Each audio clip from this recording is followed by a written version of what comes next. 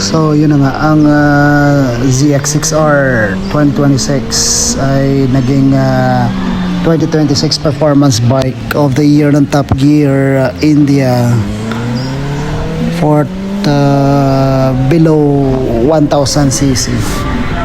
Now, since technically ang 2026 na ZX6R ay parehas lang din itong dinadala ko na 2025 model, do I agree sa verdict nitong Top Gear?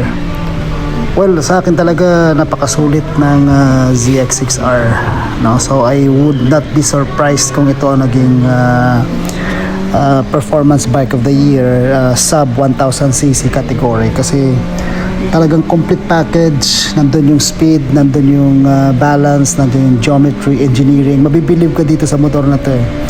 So talagang ibig sabihin, kung magbibigay ng satisfaction sa pag-ride ito sa tingin ko.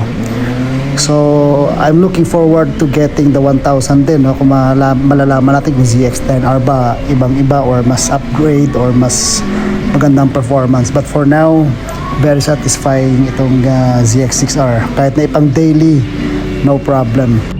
Just like right now, ginagamit ko to pagka magme-meeting, minsan pag yung mga hearings na hindi naman kailangan maraming files, no? So ito yung dinadrive ko.